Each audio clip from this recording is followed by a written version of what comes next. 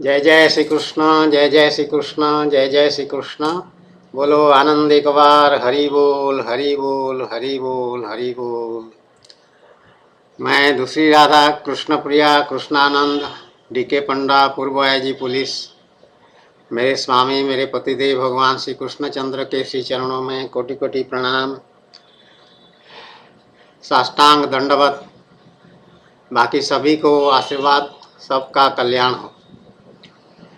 अभी थोड़ी देर पहले हम बात कर रहे थे, भगवान की चर्चा कर रहे थे, भगवान का संकीर्तन कर रहे थे। उसमें कहा है ना, मैंने जो बताया कि जो भगवान श्री कृष्ण के इन बाल लीला कैशोर लीला आदि का संकीर्तन करता है, वह परमहंस मुनिंद्रों के अंतिम प्राप्तव्य भगवान श्री कृष्ण के चरणों में पराभक्ति प्राप्त करता है। आज जन्माष्टमी है, उसी परिप्रेक्ष्य में ये भगवान की विशेष चर्चा कर रहे हैं। वैसे तो भगवान की चर्चा हमेशा हम करते रहते हैं यहाँ पर, लेकिन ये वीडियो रिकॉर्डिंग भी तुम लोगों के लिए है, सभी के संसार के भलाई के लिए है, भक्तों के कल्याण के लिए है। तो जो भगवान श्री कृष्णचंद्र के इन बाल लीला कैशोर लीला आदि का संकीर्तन करता है। संकीर्तन मतलब ये नहीं कि वो झांझ मजारा ये सब लेकर के बाजा वजा मृदंगा या ढोलक वोलक लेकर के बाजा बजाओ तब संकीर्तन होता है, ऐसा मत समझना। संकीर्तन का मतलब है किसी चीज की आवृत्ति करना, उसको पढ़ना या गाना, अब बार बार उसको गाना, दोहराना और मगन हो जाना और उछलना कूदना और नाचना गाना सब उसमें हो जाता है। या बैठे बैठे भी तुम अगर भाव विभोर हो रहे हो उसको पढ़ के, मेरे स्वामी का तो है ही ऐसे मामले, भाव विभोर होने लायक बना देते हैं, भाव विभोर कर देते हैं। यहाँ तक कि रामायण भी, रामचरितमानस भी, जब रामचरितमानस पहले तो भगवान उसको पढ़ाए नहीं, उसको रखवा दिए, थोड़ा सा पढ़िए, उसके बाद मैं थोड़ा आश्चर्य हुई। तो ठीक है, भगवान का आज्ञानुसार तो हमारा साधना चला है। भगवान जैसे जिसको पढ़ाते थे उसने उतना ही पढ़ते थे और उसी तरह से पढ़ते थे। तो रामचरितमानस रखवा दिए तो फिर उसके लगभग 8-10 महीने बाद फिर भगवान उसको फिर शुरू करवाए। और वो जो शुरू करवाए हैं वो कहना क्या कहना, फिर भगवान इतना आंसू निकलवाए हैं, प्रेमाश्रु जिसको कहते हैं, आनंद के आंसू इतने बहे हैं, उसको पढ़ते जाओ रामचरितमानस को, आंसू निकलता जाए, आंसू निकलता जाए। इतनी भक्ति उसमें भर दिया है तुलसीदास ने। तुलसीदास ने क्या भरा? तुलसीदास तो निमित्त मात्र है, मेरे स्वामी भरे हैं उसमें। रचयिता भगवान श्री कृष्णचंद्र ही है, भगवान राम ही है, ऐसा मानना समझना है। तो इतना भक्ति उसमें है कि वो सब आंसू के रूप बन करके मेरे सब लगातार निकले, और बैठे पढ़ने के लिए तो फिर उठने को मन ना करे। ऐसी साधना भगवान कराए। तो भगवान श्री कृष्ण तो संकीर्तन, वही संकीर्तन हो रहा है। जब मानस को पढ़ रहे हैं और आंसू प्रेम भक्ति भाव से गदगद हुए चले जा रहे हैं, भक्ति जैसे उछल रहा है, उछल के आंसू रूप से निकल आ रहा है। इतनी भक्ति भगवान अंदर दे रहे हैं, इतनी कृपा कर दे रहे हैं, तो कृपा आंसू बन के निकल टपक रहा है, टप टप टप टप टप, क्या धारा, पूरा धारा प्रभाव जिसको कहते हैं, ऐसे आंसू। सब अनुभव की बात है, इसीलिए मैं गदगद हो रही हूँ। सब अपनी बात है, मतलब इस मनुष्य जीवन, इस जन्म की बात है। ये हम धन्य हुए, उन आंसुओं के निकलने से हम धन्य हुए, हमारे ऊपर बड़ी कृपा हो गई, ये हमको अनुभव हो गया, जानकारी हो गया। तो ऐसे तो संकीर्तन जो भगवान श्री कृष्ण के इन बाल लीला कैशोर लीला आदि का संकीर्तन करता है, मतलब यही सब है।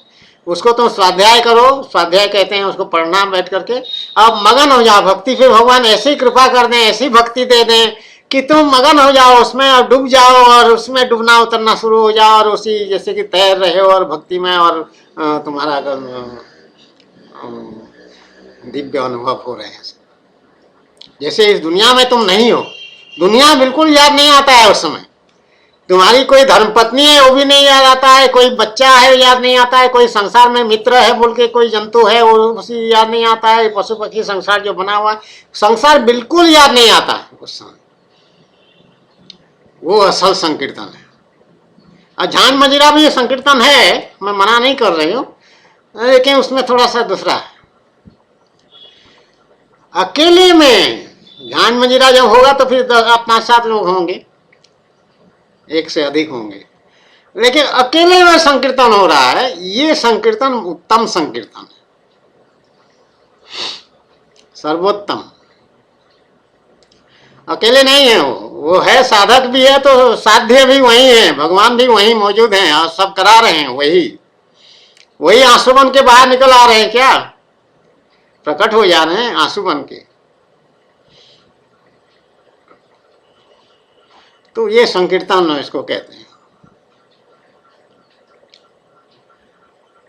जिसको ऐसा संकीर्तन मिल जाता है उसका कल्याण सुनिश्चित। भगवान गारंटी दे रखे हैं, भगवत गीता में भगवान एकदम पूरा आश्वासन दे रखे हैं कि मेरी प्राप्ति हो जाएगी।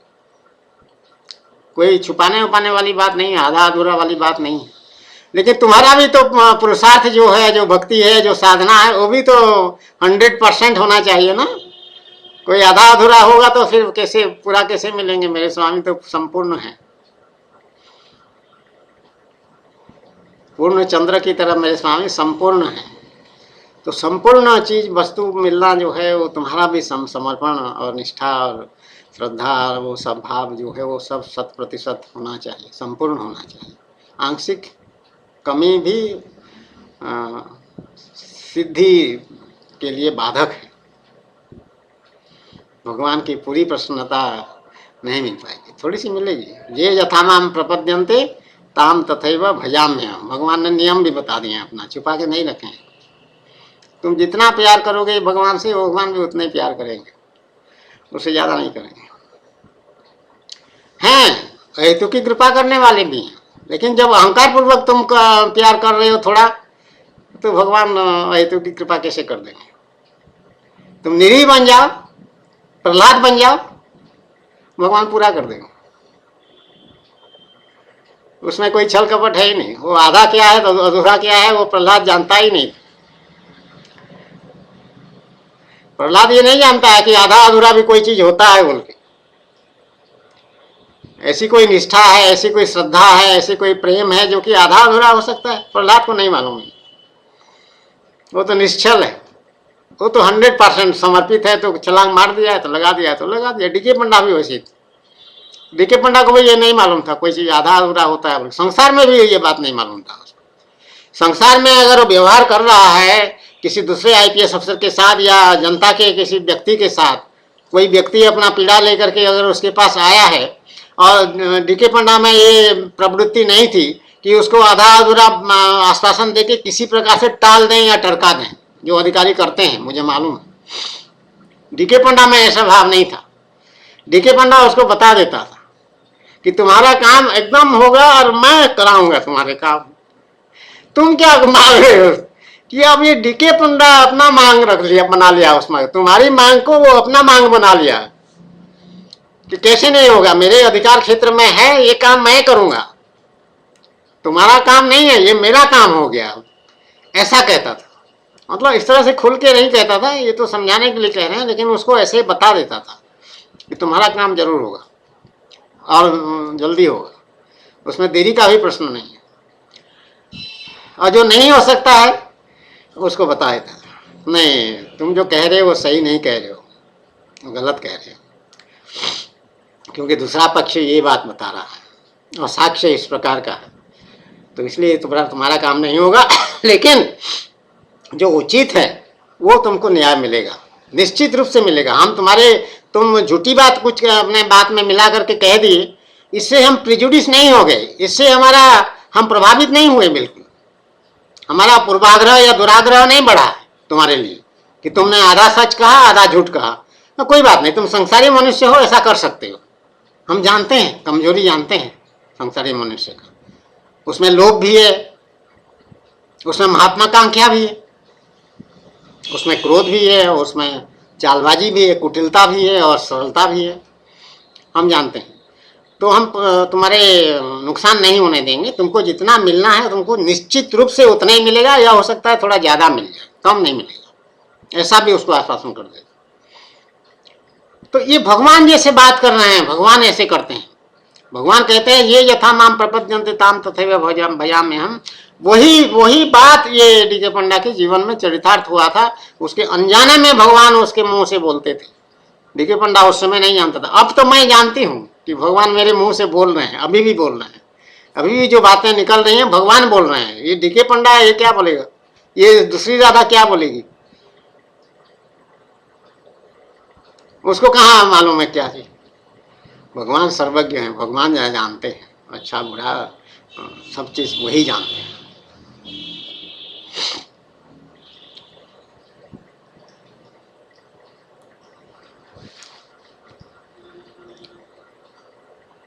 ये सनातन धर्म जो तुम लोग अपने को हिंदू आजकल कहते हो, हिंदू शब्द का प्रयोग नहीं हुआ है, उसको लेके के नाना प्रकार की तर्क वितर्क चल रहा है अभी समाज में, अभी भी चल रहा है कि वो आरएसएस के चीफ जो हैं भागवत ने कुछ कहा, जो हिंदुस्तान में रहते हैं वो हिंदू हैं, ऐसा कुछ। तो उसको लेकर के नाना प्रकार का टीका टिप्पणी, उल्टा पुल्टा, कांग्रेस वाले कुछ उसको और तोड़ मरोड़ करके विरोध करना, इस तरह की बातें चल रहा है। लेकिन वो बात मैं नहीं कर रही, वो बेकार की बात, व्यर्थ की बात है, समय बर्बाद करने की बात, दिमाग खराब करने वाली बात है, समाज को, वातावरण को दूषित करने वाली बात है। हम तो शुद्ध पवित्र दिव्य भगवान की बात कर रहे हैं। सनातन धर्म, सनातन धर्म में भगवान स्वयं आते हैं मनुष्य से मिलने के लिए। अब आकर के मनुष्यों से मिलते हैं, एक मनुष्य से नहीं, हजारों लाखों मनुष्य से मिलते हैं और सबका कल्याण करके चले जाते हैं, अपना धाम चले जाते हैं। जिनका कल्याण करना है, हजारों लाखों का कल्याण करके वो चले जाते हैं छोड़ के, लीला ऐसे करते हैं। ये सनातन धर्म में संभव है।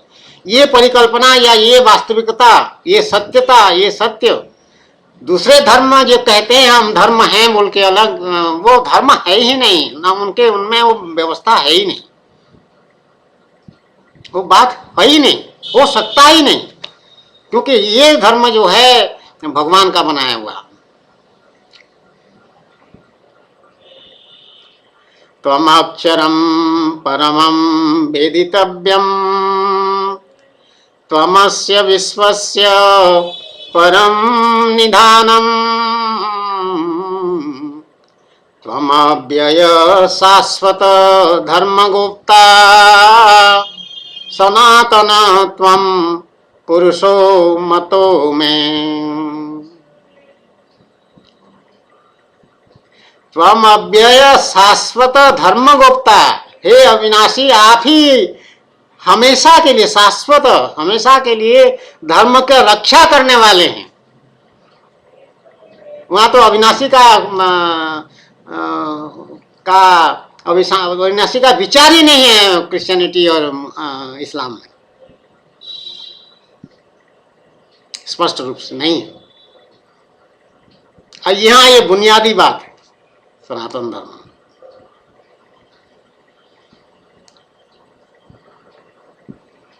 आप ही से ये संसार का है और इसका कल्याण है। त्वमस्य विश्वस्य परम निधानम, त्वम अक्षरम परमम वेदितव्यम। आप तो अक्षर अविनाशी तत्व हैं, बहुत पुराने आदमी हैं पुराने सरकार हैं। अब वेदितव्यम मतलब जानने लायक केवल आप ही हैं, दूसरा कोई चीज जानने लायक नहीं है, आप ही एक जानने लायक वस्तु है।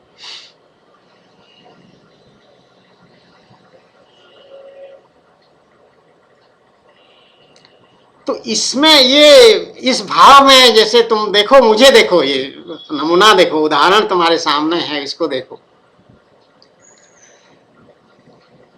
और वो थोड़ा कल्पना कर लो कि यहाँ वर्दी पहने हैं, यहाँ बेजर सब रैंक आईजी पुलिस के लगे हुए हैं और प्रेस किया हुआ बढ़िया वर्दी पहने हुए हैं और बेल्ट लगाए हुए हैं और टोपी पहने हुए हैं, टोपी में वो नीला पट्टी लगा हुआ है और वैसे स्मार्टली बैटन लेकर के खड़े हुए हैं ऐसा। और आज देखो हम पीताम्बर धारण किए हैं, भगवान का दिया हुआ वस्त्र सूती कपड़े का, और दुपट्टा ओढ़े हुए हैं भगवान का दिया हुआ, दूसरी राधा का दुपट्टा, ये नथ पहने हुए हैं, टीका लगाए हुए हैं, कृष्ण बिंदु काला बिंदु भगवान का निवास स्थान, चंदन भगवान का गोपी चंदन, सिंदूर भगवान का दिया हुआ, भगवान का लगाया हुआ, श्रृंगार भगवान करते हैं मेरी, मैं उनकी करती हूँ श्रृंगार, और मांग में सिंदूर भरे हैं भगवान स्वयं हर प्रतिदिन, और ये हार भगवान ने दिया है, और ये सफ़ेद वाला जो है ये वैजयंती माला पहने हुए हैं, और ये जो है तुलसी माला भगवान जी का परिचायक है वैष्णवों का। तो ये सब क्या है? ये क्या कायाकल्प नहीं हुआ और कुछ बाकी है?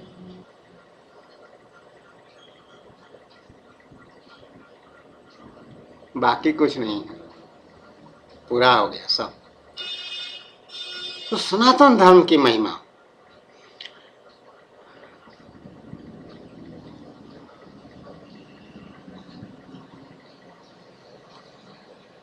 ये मुझे ये नहीं पता, भगवान कभी ये बात डिस्क्लोज भी नहीं की हैं, मुझे रहस्य बताए नहीं है कि मेरे डीके पंडा के पूर्व जन्मों में कितने साधना हुआ था और कितना बाकी था, वो सब ज्ञान भगवान मुझे नहीं दिए।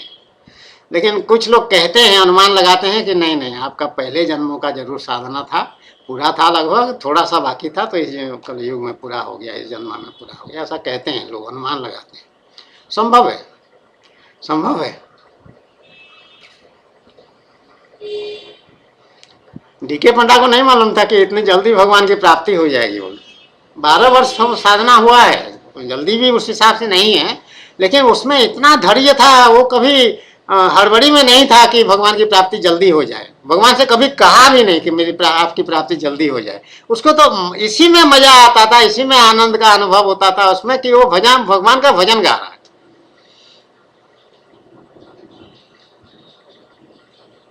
भगवान का गीत गा रहा है, और गदगद हो जा रहा है, भाव विभोर हो जा रहा है, नाचना शुरू कर दे रहा है, हंसना शुरू कर दे रहा है, रोना शुरू कर दे रहा है, वो सब कुछ कर दे रहा है, उसी में वो तन्मय है। तो उसमें कोई कामना ऐसी बात नहीं है कि अहंकार पूर्वक कोई बात कह रहा है कि नहीं जल्दी हो जाए तो मेरा छुट्टी हो जाए, ना ना ना, वो मूर्खामी, ऐसी मूर्खामी उसमें आया ही नहीं, उसकी सोच भी नहीं आया बिल्कुल। वो नाच रहा है, गा रहा है, मजे में, भगवान देंगे, आएंगे, मिलेंगे, प्राप्ति हो जाएगी। तो सोच रहा था अपने हिसाब से कि 80-90 वर्ष के जब होंगे तब भगवान की कृपा जरूर हो जाएगी, ऐसा कुछ आशा बंधा हुआ। लेकिन नहीं, 2003 में हो गया। 2003 में ये कितने वर्ष का था,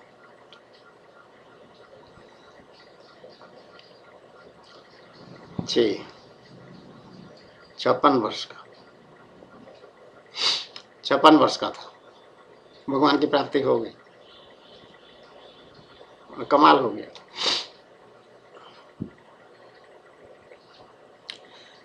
तो भगवान कह रहे हैं गीता में कि दुराचारी से दुराचारी व्यक्ति भी मेरे शरण में आ जाए तो वो धर्मात्मा हो जाता है, उसका भगवान की प्राप्ति भी उसको हो जाएगी,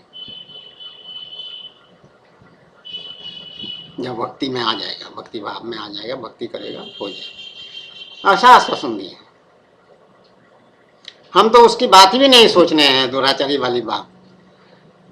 हम तो सीधा सरल लॉ अबाइडिंग जिसको कहते हैं आज्ञाकारी व्यक्ति था डीके पंडा, सरल हृदय का था, हाँ, झूठ नहीं बोलता था, कभी झूठ बोला ही नहीं उसको, मैं उसने जीवन में, ऐसा भगवान बता दिए उसको स्पष्ट। अभी थोड़े दिन पहले, हाल की बात, मतलब 1-2 साल हो रहा, 2 साल करीब हो रहा, 2 वर्षों से मैं ये इस पर विचार हुआ कि झूठ बोले कभी है कि नहीं, ये प्रश्न कभी सोचे नहीं थे अपने लिए।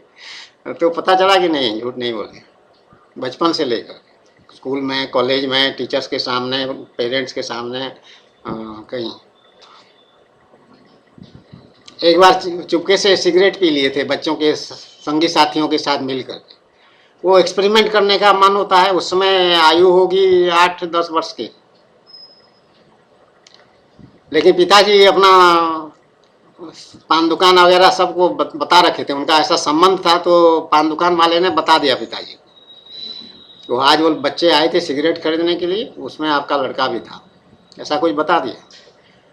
तो जब शाम को पढ़ाई लिखाई कर लिए सब, जो खाना पीना खाना था, खा भी लिए और फिर सो गए, बिस्तर पे आ गए।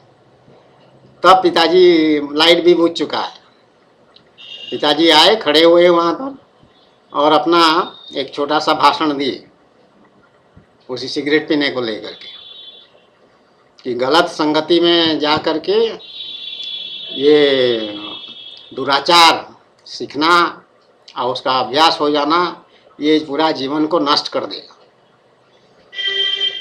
और ये तुम्हारा जीवन का उद्देश्य नहीं है। अपने को संभालना पड़ता है और पढ़ाई लिखाई करना तुम्हारा एकमात्र काम है, उसी में ध्यान लगाना चाहिए और अपना चरित्र निर्माण करके अच्छे चरित्रवान होकर के आगे बढ़ना है, नहीं तो बहुत कठिन समय आ सकता है। इस तरह का कुछ उन्होंने उपदेश दिया।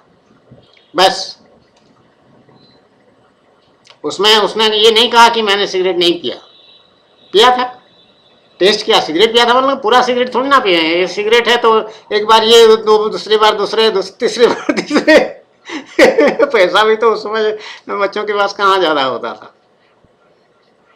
तो वो उसी तरह से मतलब टेस्ट किए हैं जरा कैसा लगता है, वो कैसा होता है, और बहुत खराब अनुभव, कटु अनुभव है उसका सिगरेट पीने का। दोबारा कभी हाथ नहीं लगाए और उसी में सब कुछ सुधर गया फिर मामला। तो जैसे कि साक्षात भगवान उपदेश दिए हों, इस तरह की वो स्थिति आज स्मरण करने से ऐसा लगता है।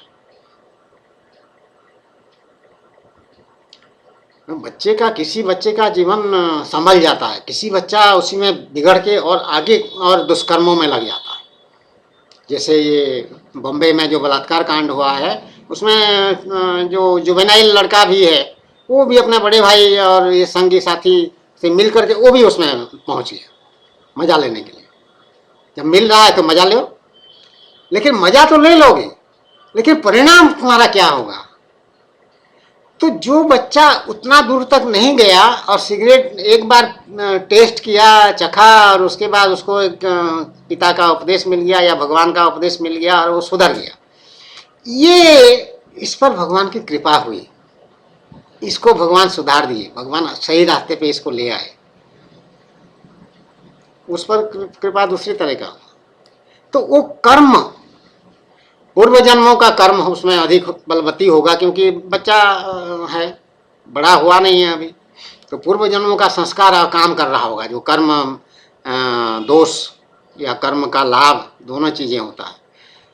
तो वही बात जो है वो सहायता करता है और भगवान फिर उसको संभाल लेते हैं। तो डी.के. पंडा को भगवान संभाले बचपन से, फिर ऐसी कोई बात नहीं हुई। और फिर जो बात हुई भी, कुछ एक दो बात और भी हुई, ऐसी बात नहीं है कि नहीं हुई, उसको भी भगवान संभाल लिया और संभाल करके उसको कहाँ आईपीएस बना दिए। आईपीएस बना करके फिर जहाँ तक उठना था पद प्रतिष्ठा में, वहाँ तक पहुँचा करके फिर अपनी साधना करा करके अपनी प्राप्ति करा दी।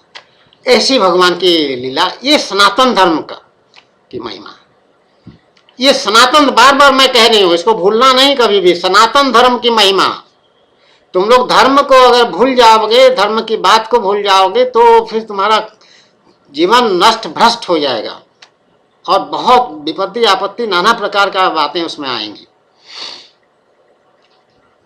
वो कटु अनुभव वाली बात होगी, दुख भोगने का बात होगा बहुत ज्यादा, सुख भोगना कम हो जाएगा। और यहाँ हम अभी जो स्थिति भगवान पहुंचाए हैं, ये परमानेंट हैप्पीनेस की बात है, परमानंद की बात है, अविनाशी परमानंद, जो नष्ट नहीं होने वाला आनंद है, वो भगवान हमको देते हैं जब भगवान की प्राप्ति हो जाती है। चाहे आंधी तूफान आ जाए, सुनामी आ जाए, जो भी आ जाए, हमको कोई कष्ट बोल के चीज नहीं हो सकता है, कोई दुख बोल के बात नहीं हो सकता है। अब तुम कहोगे सैकड़ों आदमी मर गए सुनामी में, फिर भी तुमको कोई दुख नहीं, हमको कोई दुख नहीं हम तो आनंद से भरे हुए, आनंद कंद हम भी बन जाते हैं। भगवान आनंद कंद है तो हम भी आनंद कंद है। दुख कहाँ से होगा? क्या भगवान को दुख होता है ना? भगवान को कोई दुख नहीं। भगवान को कभी आंसू आए देखे हो? भगवान तो मुस्कुराते रहते हैं, जब भी देखो मन मन मुस्कुरा रहे हैं और देख रहे हैं, थोड़ा सा चालाकी वाली आंखों से।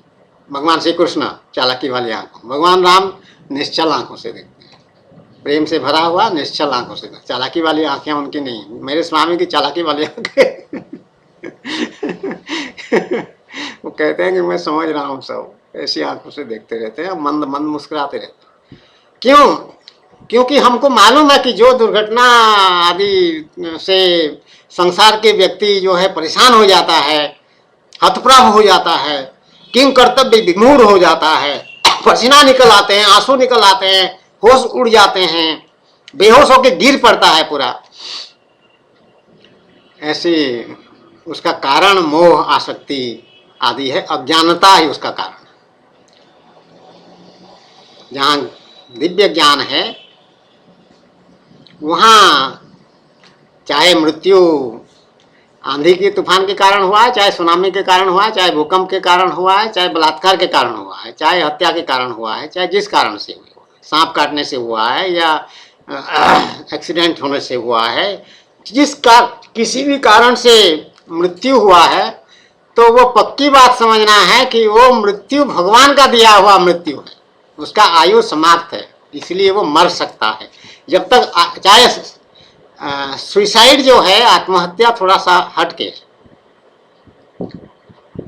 आत्महत्या करना महापाप है, वो दोष है, भगवान का अपराध है, इसलिए प्रेत जोनि मिलता है। भगवान फिर उसको प्रेत जोनि में भेजते हैं कि अपने को संभाल नहीं पाया, नालायक, तुमको बुद्धि दिया, इतना सुंदर सुंदर बातें समझाया बुझाया, और फिर भी अपना जीवन को तुम हरण कर लिए, तुम्हारा इतना हिम्मत, मेरा दिया हुआ जीवन को तुमने नष्ट कर दिया, हाँ प्रेत जोनि में चलो। तो आत्महत्या अलग वस्तु है, लेकिन बाकी हत्या या बाकी मृत्यु जितना भी हो रहा है, ये सब के सब भगवान का विधान है।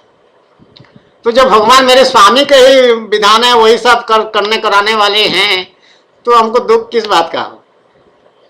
हम तो आनंद में हैं, गदगद हंस रहे हैं, नाच रहे हैं, गा रहे हैं, हमारे भजन कीर्तन में कोई बाधा नहीं होता।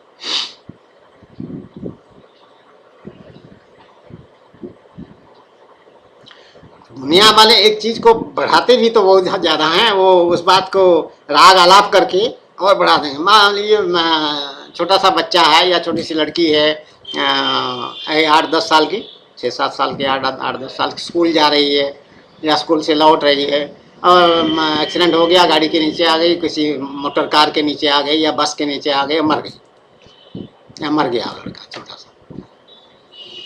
वो छोटा सा बालक है, इतना देखिए देखिए ऐसे चलाते हैं आजकल, बिना लाइसेंस के भी चलाते हैं, बिना लाइट के भी चलाते हैं, वो ऐसा पागल है, ऐसा शराब पी करके चलाया होगा, जरूर ऐसा किया होगा, वो ऐसे किया होगा, हाय हाय हाय हाय, देखिए उसके माँ बाप का देखो कैसे रो रहे हैं, देखो वो बेचारे, वो छाती पीट पीट के औरत रो रही है, उसकी माँ मर रही है, इनका तो संसार, पूरा संसार उजड़ गया और सब बेकार। अब राग आलापना शुरू करो तो राग आलाप बहुत है, बहुत सारी तरीके हैं राग आलापना की। तो संसारी मनुष्य ऐसा करेगा ही करेगा, करता है, अधिकतर करते हैं। जो थोड़ा बहुत अंतर जरूर होता है लोगों में, कोई थोड़ा कम करता है, कोई थोड़ा ज्यादा करता है, लेकिन राग आलापते हैं जरूर। तो उससे हम प्रभावित नहीं होते हैं, ना हम ऐसा राग आलापना कभी सीखे हैं ना जाने हैं। जब संसार में थे तभी राग आलापना हम नहीं सीखे हैं। हाँ, माँ जो थी वो अपना राग आलापती थी बहुत। जितने भी मृत्यु हुए हैं हमारे परिवार में, बचपन में हमने देखा है, मेरे औजा मतलब ग्रैंडफादर, मेरे पिताजी के पिताजी बनवाली पंडा, भगवान का नाम उनका भी, पिताजी का नाम भी भगवान का नाम, नीलाचल बिहारी, मतलब जगन्नाथ महाप्रभु का नाम नीलाचल बिहारी। नीलाचल पर्वत में जो बिहार करते हैं वो जगन्नाथ महाप्रभु, वो पुरी जगन्नाथ धाम, पुरी जो है पूरी उड़ीसा में है, वहाँ एक बहुत बड़ा पर्वत था पहले, जैसे विंध्य वासिनी है, देवी है, और वहाँ वेंकटेश्वर में बालाजी हैं, विष्णु भगवान। तो उसी तरह से नीलाचल पर्वत में जो विहार करने वाले वही जगन्नाथ महाप्रभु का नाम है, वही कृष्ण है, जगन्नाथ महाप्रभु श्री कृष्णचंद्र है। और बनमाली पंडा भी भगवान बनमाली मतलब श्री कृष्णचंद्र का नाम है। तो जब उनका देहांत हुआ तो देखें कि हम लोग प्रभावित, हम लोग उस तरह से रोए नहीं, उस दुख को हम अनुभव किए थे बचपन में, मुझे याद है, स्मरण है। उसी तरह उनकी धर्मपत्नी, मेरे आई कहते हैं उनको, आई मतलब ग्रैंड मदर, लक्ष्मी उनका नाम, बनमाली भगवान श्री कृष्ण और लक्ष्मी, क्या सुंदर नाम है, क्या सुंदर जोड़ी है एकदम सही नाम है दोनों का। तो उनकी भी मृत्यु हुई थी, वो तो बैठे बैठे लुढ़क गए थे, उनको तो मुझे याद भी है, वो स्थान भी याद आ रहा है पूरा अच्छी तरह से, अभी भी स्मरण है, और ऐसे कोई बीमारी नहीं, कुछ नहीं, एकदम धर्मात्मा पुण्यात्मा। वो स्त्री पतिव्रता तो कहना ही क्या, इतने छोटी अवस्था में मैं उस बात को देखी हूँ, वो भी अभी भी मुझे याद है। आश्चर्य है, याद होना है लेकिन भगवान की कृपा। तो वो तो ऐसी बैठी हुई थी और दोपहर का समय था और लुढ़क गई। आजकल डॉक्टर कहते हार्ट अटैक हो गया, क्या हो गया, जो हो गया, लेकिन एकदम शांति से आराम से हंसते खेलते हो चली। वो भी मुझे स्मरण है उस समय। मेरी माता जी का माता जी, वो बहुत कष्ट पा करके उनका देहांत हुआ। वो बीमार पड़ी रही, बिस्तर में पड़ी रही बहुत दिनों तक, और उनका देहांत हुआ। संबलपुर में देहांत हुआ, और रमपेला गांव के पास डीपर एक स्थान है, वो उनका पुराना स्थान है, मूल स्थान। तो वहाँ पर सब वो क्रियाक्रम जो भी करना था वहाँ करना था। तो वहाँ के लिए मेरी माँ जा रही है रास्ते में। रमपेला बहुत बड़ा गांव था, थाना है वहाँ पर, स्कूल कॉलेज तो नहीं था, स्कूल था, सब प्राइमरी स्कूल हाई स्कूल सब था, और बहुत बड़ा गांव था, प्रस्परस गांव था। तो उस गांव के सड़क में हम बच्चों को ले करके, मैं तो 2 नंबर हूँ, बड़े भाई के बाद मेरा नंबर है, 4 साल में छोटा हूँ उनसे। राजेंद्र किशोर पंडा, देवेंद्र किशोर पंडा, और नरेंद्र किशोर पंडा, फिर वीरेंद्र किशोर पंडा, ये लोग बाद वाले हैं। मैं क्या इनमें से कौन थे मुझे पूरा वो याद नहीं आ रहा है।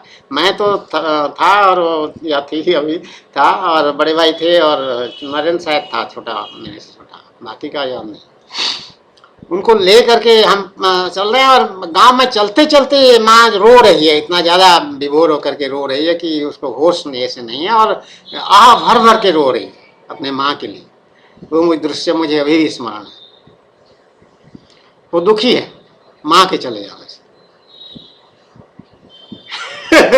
लेकिन मेरी माँ जो अपने, वो जब चली बसी है दिल्ली में, छोटा भाई है वहाँ सबसे छोटा, महेंद्र किशोर पंडा, रेलवे बोर्ड में, रेलवे बोर्ड। तो वो जब चली गई है तब तो 2000 नवंबर 2003 में मुझे भगवान की प्राप्ति हो चुकी है, पीताम्बर धारण किए हुए हैं। मेरी माँ देखी है इस अवस्था में पीताम्बर धारण की मुझे, लेकिन सखी भाव वाला उस समय हुआ नहीं था, वो नहीं देखी है। और उससे पहले वो देहांत हुआ उस, तो गए, हम गए वहाँ, यहाँ से पूरा गए थे। जब अस्पताल में थी, थोड़े दिन अस्पताल में रही है। वो लाइफ सपोर्ट में रखे थे, जिसको मैंने मना कर दिया था, समझा दिया था डॉक्टर को भी और छोटे भाई को भी, इसकी ज़रूरत नहीं, जिसके जाने का समय आ गया उसको आराम से जाने देना चाहिए। जबरदस्ती वेंटिलेटर लगा करके वो सांस का क्रिया चला रहे हो, जैसे शरीर है उसमें तुम हवा भर रहे हो और निकाल रहे हो, ऐसे वो उससे कोई लाभ नहीं है। वो उसको कष्ट देने वाली बात है और उसको रोकने वाली बात है। जबरदस्ती रोक नहीं सकते हो। जब भगवान का आदेश हो गया तो जाएगा, शरीर छोड़ के आत्मा निकलेगा, तो उसको कष्ट क्यों दो। तो मैं समझाए थे, लेकिन वो माने नहीं थे। छोटा भाई बार बार कह रहा था, छोटा भाई का बड़ा माँ के प्रति बहुत अधिक आसक्ति। तो छोटा भाई कहने लगा, नहीं नहीं दादा वो ठीक हो जाएगा। बड़े भाई को दादा कहते हैं, दादा ठीक हो जाएंगी, उड़िया में कह रहे थे, और आप जाइए और बिल्कुल ठीक हो जाएंगे, डॉक्टर ने मुझे बता दिया। तो मुझे कहा आप चले जाइए लखनऊ, अब रहने की यहाँ ज़रूरत नहीं है, कि जो भी उसको बात लगा हो। तो मैंने सोचा कि ये कह रहा है जाने के लिए, तो मैं चलिए, ट्रेन से चले आए और रिजर्वेशन करा के चले गए। और घर में हम पहुंच रहे हैं सुबह ट्रेन से उतर करके, और उधर से टेलीफोन आ चुका था कि माँ का देहांत हो गया।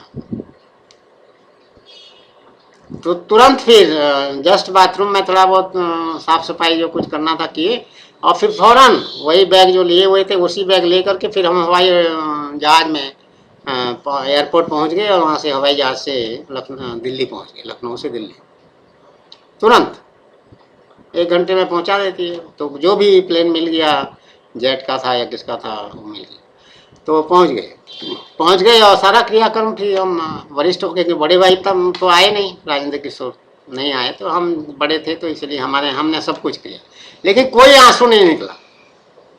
उल्टा हम आशीर्वाद दिए, कल्याण की कामना किए। जो आत्मा सूक्ष्म शरीर छोड़ के जाता है शरीर को, हमको सब जानकारी हो गई थी भगवान की कृपा से।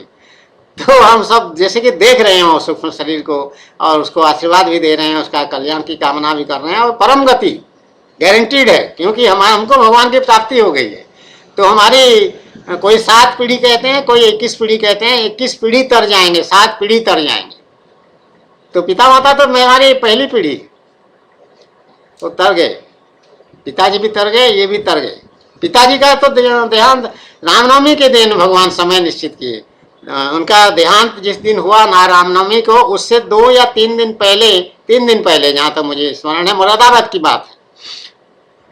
मुरादाबाद में हम सुबह जब पूजा करते हैं तो पूजा में भगवान से हमने प्रार्थना किया, जबकि मुझे मालूम है कि हमारा पूजा निष्काम पूजा है, हमारी उपासना निष्काम उपासना है, हमारी साधना निष्काम साधना था। भगवान की प्राप्ति तो है, भगवान की प्राप्ति को कामना में गिना नहीं जाता। तो भगवान से हम कोई मांगते नहीं है कोई चीज, जैसे साधक जो होते हैं। लेकिन क्योंकि पिताजी कष्ट पा रहे थे, थोड़ा सा उनका यूरिन वाला प्रॉब्लम था, प्रोस्टेट ग्लैंड यूरिन पैरालिसिस आधा थोड़ा सा हुआ था, वो इलाज हुआ, फिर वो सब थोड़ा सा रह गया, तो पेशाब का कंट्रोल नहीं होता था, इनकंटिनेंस जिसको कहते हैं, पेशाब निकलता रहता था। तो एक झोला लगाना पड़ता है, प्लास्टिक पॉलीथीन का एक पॉकेट सा झोला सा होता है, बैग सा होता है, उसी में पेशाब जमा होता रहता है, उसको खाली करना पड़ता रहता है बीच बीच में। तो उसमें थोड़ा कष्ट होता है, काफ़ी कष्ट होता है। तो वो सब सेवा तो करते रहे हम, लेकिन फिर मैं भगवान से उस दिन, भगवान की कृपा से वही बुद्धि देते हैं क्या करना है, हमारा तो साधना उसी में चला है भगवान के आदेशानुसार। तो वही ऐसी बुद्धि दिए कि मेरे से प्रार्थना कर लो। तो भगवान से प्रार्थना हुई, ये प्रार्थना हुई कि भगवान पिताजी बहुत कष्ट पा रहे हैं, इनका कल्याण कर दीजिए, केवल इतना ही, इनका कल्याण कर दीजिए या मुक्त कर दीजिए, कल्याण कर दीजिए, ऐसे ज़्यादातर अधिकतर यही कहते हैं, कल्याण कर। तो भगवान फिर तीसरे दिन रामनवमी का दिन था, और दिन को 11:30-12 बजे के बीच का समय, और उसी समय उनका प्राणवायु शरीर से निकला है, सूक्ष्म शरीर निकला है। तो वो ही भगवान राम का जन्म का समय है। तो कितनी बड़ी कृपा भगवान की है। मेरे कई बात भगवान इस तरह से माने हैं इसी जीवन में, भगवान की प्राप्ति होने से पहले भी कई बात भगवान मेरी मान ली। तो इस बात को मैं ज़्यादा नहीं कहती हूँ, क्योंकि फिर चमत्कार वाली बात आ जाएगी और लोग बिना वजह भीड़ लगाएंगे और नाना प्रकार की बातें हों। As a habit this is very bad, कि चमत्कार से भगवान के प्रति आकृष्ट हो, बहुत खराब बात। भगवान की कृपा से भगवान के प्रति, भगवान हैं, भगवान समझ गए, जान गए भगवान हैं, यही भगवान हैं, तो केवल उसी कारण से भगवान में लोटपोट हो जाओ, भगवान में आसक्त हो जाओ, भगवान से प्यार करने लग पड़ो, भगवान का आज्ञा मानना शुरू कर दो। वही चीज कर्तव्य है। अब मतलब के लिए कि मुझे धन संपत्ति मिल जाए, फलाना मिल जाए, ढिमका मिल जाए, और बच्चे की शादी हो जाए और लड़की की शादी हो जाए, तब तुच्छ बुद्धि। इसलिए वो गुजरात का वो जो है, क्या नाम उसका, वो कहते हैं जो वो क्या सट्टा वट्टा वाला, क्या कौन सा भक्त है, उसका नाम याद है, वो सही भक्ति नहीं।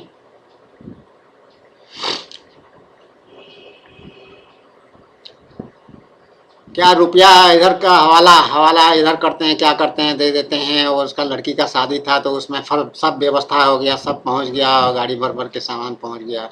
ये वस्तु द्रव्य की बात है, ये तो अच्छा, ये कोई भक्ति नहीं है। भगवान कृपा किए हैं, वो मैं मान लेती हूँ उस बात को, लेकिन ये सब ठीक नहीं है। जितना चला जाए उतना ही अच्छा है। वो निर्णय भगवान का, हमारा आपका निर्णय नहीं है।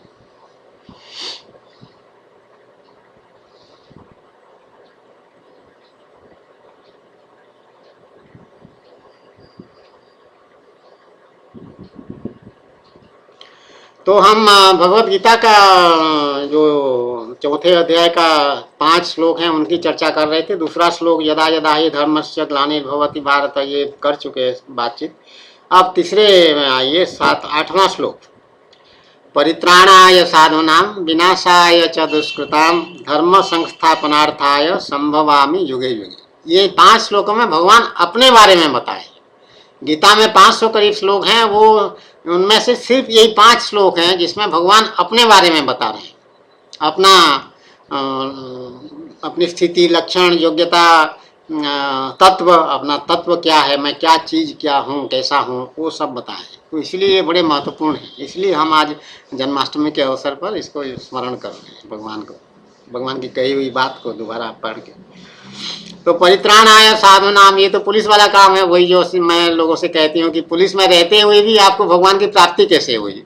ये एक अजीब सा प्रश्न सब बहुत लोग पूछे हैं, आज भी पूछते हैं। तो पुलिस एक निकृष्ट विभाग है, डिपार्टमेंट है, ऐसा लोगों का धारणा है। एकदम गलत धारणा है। पुलिस सबसे अच्छा विभाग है एक दृष्टि से। कौन सा दृष्टि से? कि जो गरीब, असहाय, पीड़ित व्यक्ति है तो उसको तुरंत तुम संभाल लो,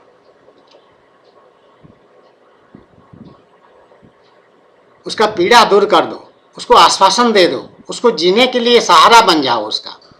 वो रोते हुए को उसका रोना बंद दो, उसके आंसू पोंछ दो। ये काम पुलिस का है। परित्राणाय साधूनाम विनाशाय च दुष्कृता। जो अच्छे आदमी हैं, साधु पुरुष हैं, उनका कल्याण करना, उनको संरक्षण देना, सुरक्षा देना, और जो दुष्ट हैं उनको नाश करना। तो पुलिस नाश तो नहीं करता है, वो जुडिशरी का काम है, सजा जुडिशरी देता है, जज देता है। पुलिस उसको पकड़ता है, उसको रोकता है, अपराध करने से रोकता है, अपराध करने के बाद उसको पकड़ता है, पकड़ के जज के सामने खड़ा करता है। ये आजकल व्यवहारिक जगत की बात है। लेकिन पुलिस एक प्रकार से उसका नाश करता है, नाश करने में निमित्त बनता है, कारण बनता है। पुलिस अगर नहीं पकड़ेगा तो जज किसको सजा दे? तो बुनियादी काम पुलिस करता है, मेहनत का काम पुलिस करता है, बुद्धि की काम पुलिस करता है। एक बहुत बड़े चावल का ढेर है, उसमें सुई अंदर कोई पड़ा हुआ है, उसको ढूंढ पाओगे? चावल का ढेर है, धान का ढेर है, गेहूं का ढेर है, उसमें सुई पड़ा हुआ है, एक सुई, ढूंढो। पुलिस ऐसे ढूंढता है और सफलतापूर्वक ढूंढता है, और सबूत इकट्ठा करके, जुटा करके सबूत, साक्ष्य, प्रमाण, वो फिर हत्यारे को न्यायालय में प्रस्तुत करता है कि इसके खिलाफ ये साक्ष्य हमने एकत्रित कर लिया है। तो बुद्धि का काम है, उसके तरीके हैं। क्रिमिनोलॉजी जो पढ़ाया जाता है, आईपीएस अफसर्स को ट्रेनिंग देते समय, deputy SPs, direct deputy SPs, direct सब इंस्पेक्टर्स को पुलिस ट्रेनिंग कॉलेज में हर एक राज्य में है, वहाँ प्रशिक्षण दिया जाता है, क्रिमिनोलॉजी पढ़ाया जाता है, इन्वेस्टिगेशन के अलग अलग तरीके, टेक्निक्स जो हैं उसको पढ़ाए जाते हैं, साइंटिफिक टेक्निक्स को पढ़ाए जाते हैं, समझाए जाते। हरे कृष्ण हरे कृष्ण। और कुछ अनुभव से वो सीखते हैं। तो पुलिस को बहुत बुद्धि की आवश्यकता है। तो वो काम क्या करता है? काम यही करता है कि जो साधु अच्छे भले आदमी हैं वो सुरक्षित अनुभव करें। हम जब बच्चे थे, छोटे थे, तो हमारे गली में वहाँ झारसुगुड़ा एक स्थान है, वहीं पे हम रहते थे, स्कूल में पढ़ते थे। तो रात को एक कांस्टेबल आता था, वहाँ पे एक गोदाम था बगल में, हमारे घर के बगल में, उसमें नमक रखता था। उससे हमारा घर भी बहुत प्रभावित होता था। बहुत उसका जो फ्लोर है, ज़मीन है, नीचे का सीमेंट का था, लेकिन उसमें पानी पानी हो जाता था, इतना नमक था वहाँ। वो दीवार पार करके वो नमक का पानी आता था, बहुत परेशान हुए उसमें। तो बहरहाल उसमें एक जगह था जिसको कहते हैं झुलका। झुलका मतलब दीवार के में गांव में ऐसे एक ऐसे ऐसे ऐसे करके ऐसे ऐसे करके एक झुलका उसको कहते हैं उड़िया में। उसमें उसी में वो टोकन होता है पुलिस वालों को, जो पेट्रोलिंग ड्यूटी लगाया जाता है जिसका, वहाँ टोकन रखता था आकर जो पेट्रोलिंग, ताकि वो सुनिश्चित होता था कि वो जरूर आए वहाँ पे रात को, हर रोज।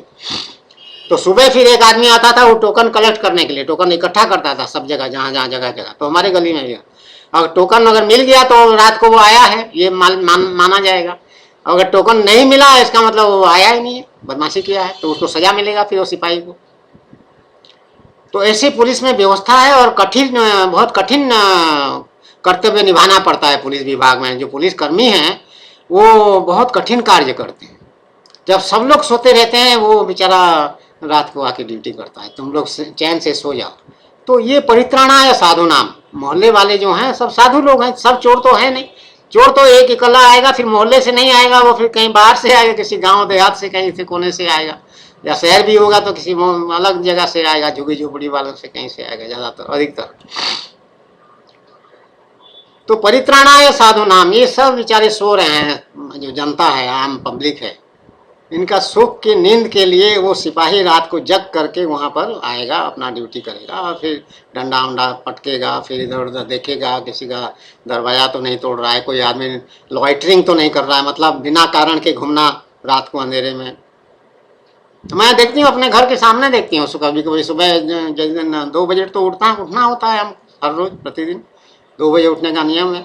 तो 2 बजे उठ के बाहर जाके कुछ हम रिचुअल्स करते हैं, भगवान की उपासना का कुछ काम करते हैं। छत पे खुले सड़क दिखता है, बैल्कनी जैसा बना हुआ है हमारा, बेडरूम के ठीक बाहर भगवान का बेडरूम ये है जहाँ बैठे हैं अभी, इसके बाहर बैल्कनी बना है बड़ा सुंदर, और वहाँ जाके फिर हम भगवान की कुछ करते हैं, वहाँ जो भी करते हैं किसी दिन और बताएंगे। तो वहाँ कभी कभी हम देखते हैं कि एक आदमी है, कभी इधर आ रहा है, कभी उधर जा रहा है, कभी इधर आ रहा है, कभी उधर जा रहा है, कुछ सोच रहा है ऐसे करके, उसका कुछ दिमाग ठिकाने की, ऐसे कभी कभी दिखाई पड़ता है। तो ऐसे आदमी दिखाई पड़ेगा तो पुलिस उसको पकड़ेगी, और उसमें फिर क्या कहते हैं उसको, सीआरपीसी का धारा 107 116 वो याद आ रहा है अभी, उसमें फिर उसको चालान करते हैं कि बिना उद्देश्य के जो इधर उधर टहलबाजी कर रहा है, लॉइटरिंग कर रहा है, वो अपराध है, वो लॉइटरिंग करना कानून अनुमति नहीं देता।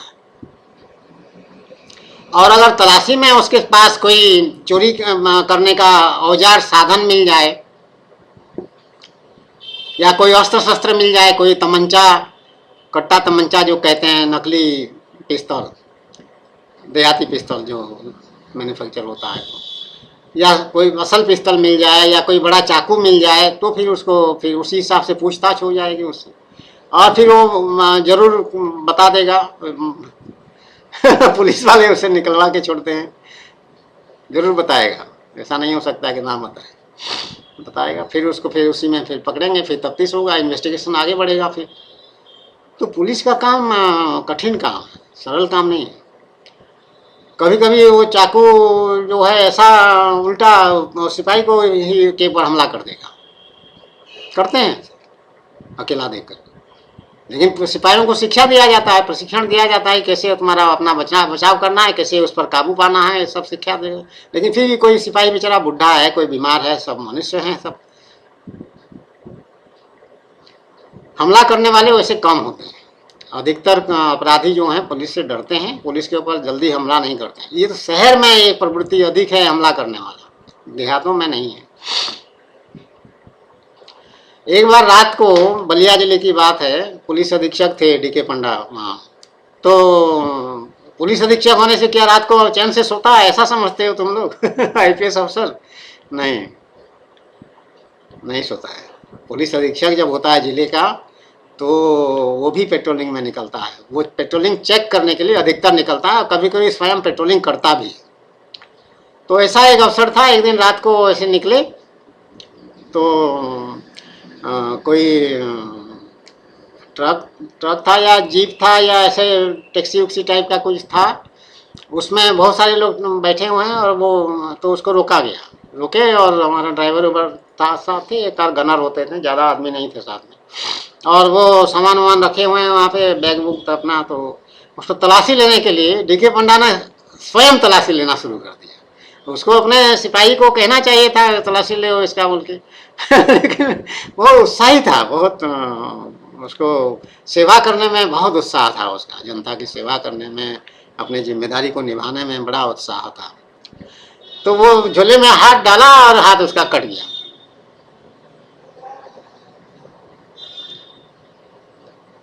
तो कट गया तो बड़ा भयंकर कटा, हो काफी जबरदस्त कट गया, तो एकदम खून बहुत ज्यादा उंगली से निकला। वो आज तक भी है, उसमें स्टिच हुआ था, ये वाला उंगली, इसमें स्टिच वो लगाना पड़ा।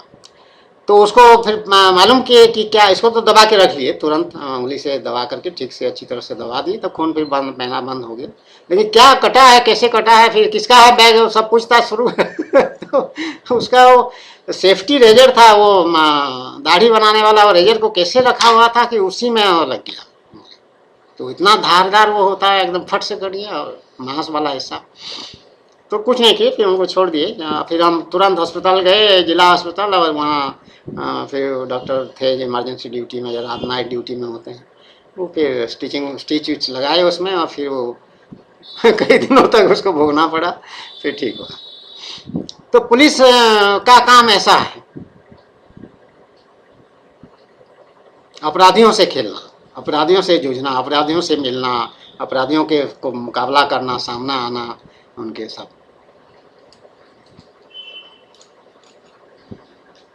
और जो निष्ठापूर्वक ये काम करेगा वो तो भगवान का काम कर रहा है। ऐसा हुआ कि नहीं हुआ? भगवान का काम है परित्राणाय साधुना। भगवान कह रहे हैं मेरा काम ये, अविनाशाय च दुष्कृताम धर्म संस्थापनार्थाय संभवामि जुगे जुगे। ये पुलिस वाले काम एक प्रकार से इनडायरेक्टली करते हैं, कि धर्म की स्थापना करते हैं, शांति की स्थापना करते हैं, सुरक्षा की स्थापना करते हैं। ये काम भी पुलिस वाले करते हैं। तो ये पूरा का पूरा श्लोक जो है, 8वां श्लोक, ये पुलिस के ऊपर लागू हो सकता, लागू होता है। अब पुलिस बेईमानी करता है, पुलिस पैसा लेता है, पुलिस घूसखोरी करता है, फलाना ढिमाका करता है, अत्याचार करता है, मारता पीटता है, गलत पुलिस मुठभेड़ में एनकाउंटर दिखा करके मार डालते हैं, ये सब उसकी विकृतियां। ये पुलिस का काम नहीं है। पुलिस का सही काम को अगर तुम देखो तो वो भगवान का काम है पूरा। नियमानुसार जो पुलिस अधिकारी काम कर रहा, तो डीके पंडा नियमानुसार काम करने वाला, भगवान का काम करता था। इसीलिए निश्चित रूप से भगवान अधिक प्रसन्न हुए उससे, और जल्दी प्रसन्न हुए, क्योंकि वो चूका नहीं कभी। अपने पूरे सर्विस करियर जो 34 वर्ष का, 71 से 2005, 34 वर्ष का सेवा काल में अपने कर्तव्य से च्युत नहीं हुआ, हो अच्युत रहा। भगवान का एक नाम अच्युत है, उनका गोत्र का नाम भगवान भी अच्युत है। तो जैसे भगवान अच्युत हैं, मतलब भगवान कभी गिरते नहीं अपने स्थान से, उनमें कभी कोई कमी नहीं होती है। भगवान में कोई कमजोरी भगवान की नहीं होती है, तो च्युत नहीं होते हैं, भगवान स्थिर रहते हैं। तो उसी तरह डीके पंडा भी अपने कर्तव्य में हमेशा स्थिर, दृढ़ता के साथ स्थिर रहा। उसी से भगवान की प्रसन्नता बढ़ता है। होना बढ़ना स्वाभाविक है ये कहना। तो इसलिए पुलिस में होते हुए अच्छे पुलिस अधिकारी को भगवान की प्राप्ति हो जाएगी, इसमें तो कोई आश्चर्य की बात ही नहीं है। जबकि सारा दुनिया आश्चर्य होता है मुझे लेकर के, डीके पंडा को, दूसरी राधा को लेकर।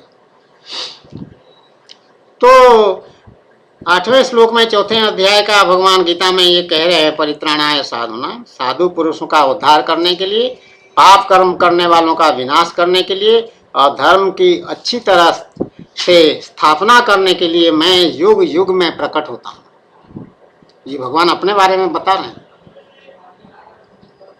ये नियम है भगवान का। ये बात क्रिश्चियनिटी में या इस्लाम में कौन भगवान बताएं? वो तो भगवान का दर्शन ही नहीं कर पाते हैं कभी, ना भगवान से बात कर पाते हैं, भगवान ना उनसे कोई बात करते हैं। जो भी हो। उसके बाद 9वां, जन्म कर्म च मे दिव्यम एवं यो वेत्ति तत्त्वतः त्यक्त्वा देहं पुनर्जन्म नैति मामेति सोऽर्जुन।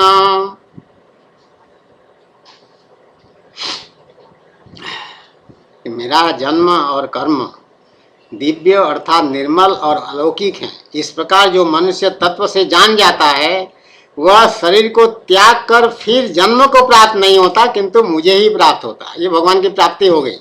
इस श्लोक में भगवान नियम बता दिए कि कैसे मेरी प्राप्ति मनुष्य को हो जाता है। जो आदमी ये समझ लिया, अंदर से अनुभव जिसको हो गया कि ये भगवान है और इनका जन्म भी दिव्य है और इनका हर एक कर्म जितना लीला करते हैं ये सब दिव्य है, ऐसा जिसको अनुभव हो गया डीके पंडा को, तो फिर उसका पुनर्जन्म नहीं होगा, वो मुझे प्राप्त हो जाएगा। तो मेरा पुनर्जन्म नहीं है, ये मुझे भगवान बता चुके हैं।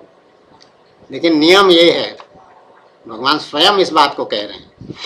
अब 10वां श्लोक, वीतराग भय क्रोधा मन्मया मामुपाश्रिता बहवो ज्ञान तपसा पूता मद्भावमागता।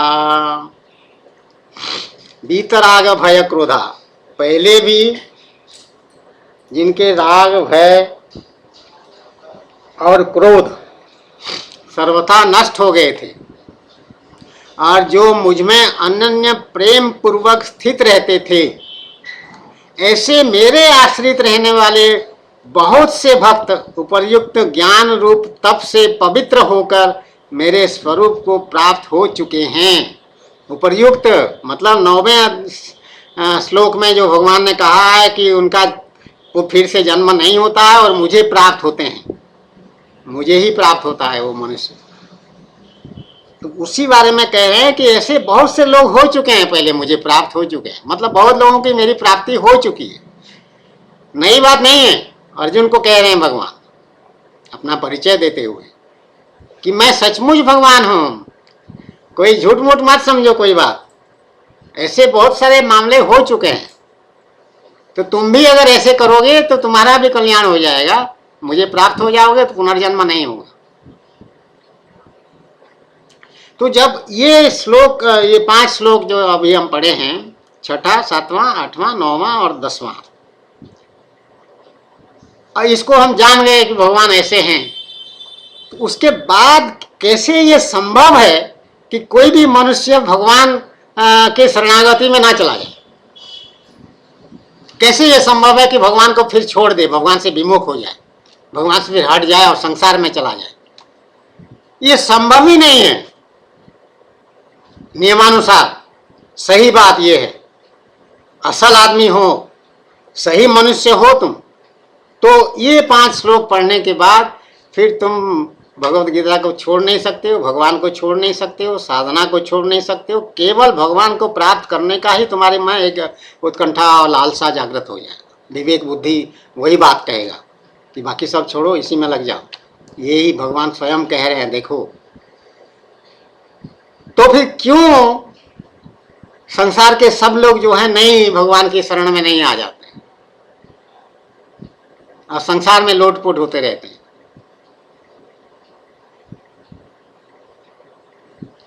वो इसीलिए क्योंकि वो इस बात में विश्वास नहीं रखते हैं। इन बातों को भगवान कह रहे हैं, इस बात को मानते ही नहीं।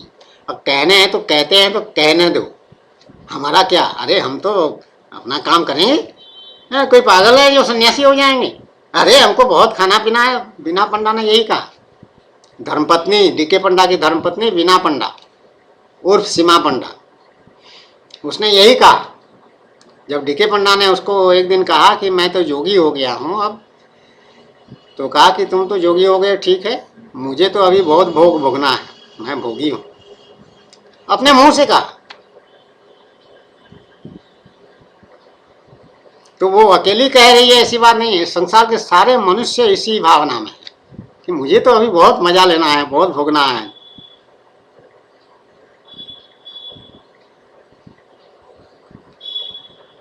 बीना पंडा गरीबी देखी हुई है अपने पिता के घर में, एकदम गरीब नहीं लेकिन गरीबी देखी है। अब पैसा मिल गया उसको और लड़का हो गया IRS officer, Indian revenue service, income tax department में ऑफिसर हो गया। और इनकम टैक्स में फिर लुधियाना में पोस्टिंग में, फिर वहाँ पे क्या माल पता क्या क्या मिला वो भी जानती है सब, वो खुद थी वहाँ पर 3 महीना। तो उसी से लोभ और बढ़ा, और मैं भोगी हूँ इस बात को अपने मुंह से स्वीकार कर रहा है, भगवान की शरणागति को छोड़ करके। और उसी ने भगवान श्री कृष्ण की मूर्ति को, जिनकी मैं पूजा करती थी वहाँ पर, उसको उठा के फेंक दिया कि इसी के कारण तुम ऐसा हो रहे हो, ऐसा कह करके उठा के फेंक दिया। ये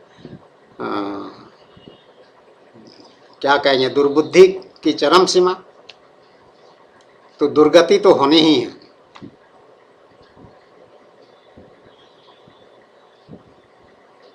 तो ये सांसारिक प्रतिक्रिया, क्रिया प्रतिक्रिया है संसार का।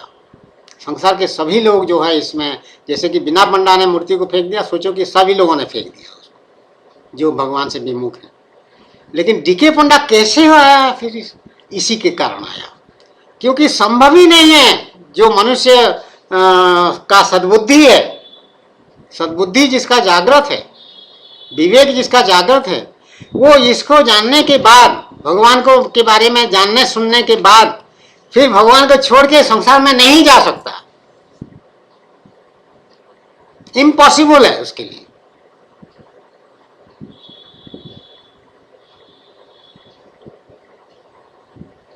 ये पक्की बात है और यही परीक्षा की घड़ी है।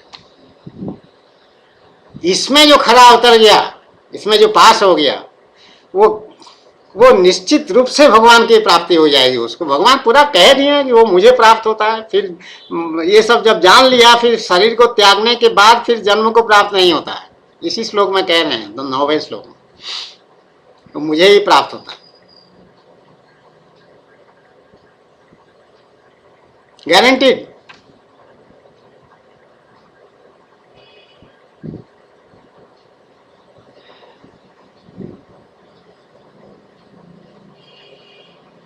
लेकिन मनुष्य को कौन समझाए? पशु पक्षी को तो कंट्रोल में आ जाते हैं वो लोग।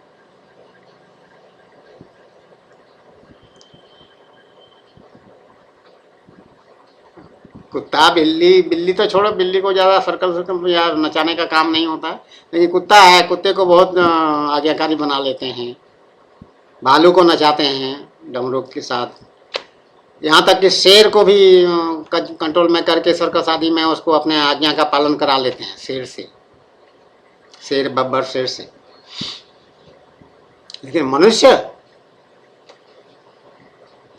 मनुष्य जब तक अपने से किसी बात को ना माने अंदर से, तब तक उसको कोई किसी भी प्रकार का दंड, किसी भी प्रकार का प्रलोभन, जो साम दान दंड भेद है, वो मजबूरी से किसी से काम करवाने के लिए, अंतकरण से अपनी इच्छा से वो उसमें रचे पचे या काम कर जाए, ऐसा किसी भी मनुष्य को बना नहीं सकते तुम अपने दूसरे तरफ से। जब उसको समझ में आएगा तब वो काम को करेगा।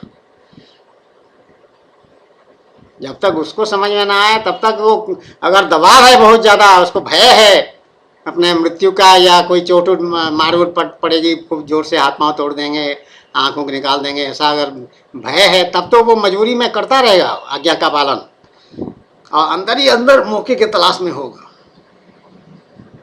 या तो मुझे ऐसा मौका मिल जाए कि मैं इसी को मार डालूं, या फिर भागने का कोई मौका मिल जाए तो भाग जाऊं, उसी में वो रहता है, सारा ध्यान उसका उसी में रहता है, और ऊपर ऊपर से वो करके करता रहता है काम, आज्ञा का पालन करता रहता है। मनुष्य बहुत कुटिल और सबसे खतरनाक जीव मनुष्य है, भयंकर इसका आचार विचार हो सकते हैं।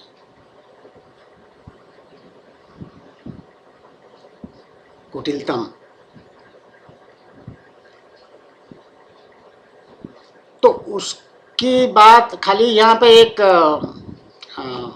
हाइपोथेटिकल प्रश्न उठा कि फिर क्यों, यदि भगवान ऐसा ऐसा कह दिए साफ रूप करके, स्पष्ट रूप से कह दिए, तो फिर तुरंत भगवान के शरण में क्यों नहीं आते हैं लोग, क्यों अलग हो जाते हैं, भगवान को फिर भूल जाते हैं? तो उसमें वही सब षड्विकार, काम क्रोध लोभ मद मोह मात्सर्य, इस तरह के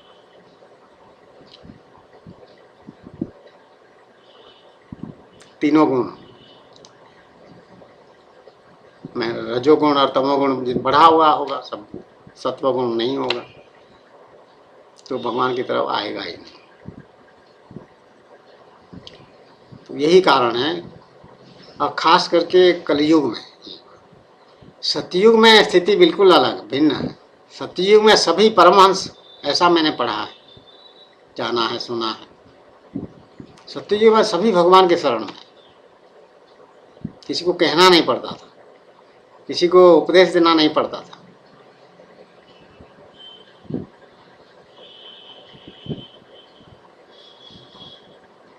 उनको समझ थी, जन्म से ही उनको मालूम था कि भगवान जो हैं वही परात्पर ब्रह्म वही हैं, और उन्हीं के शरण में जाना ही एकमात्र काम मनुष्य का है, अपना गति ठीक रखने के लिए, ठीक करने के लिए।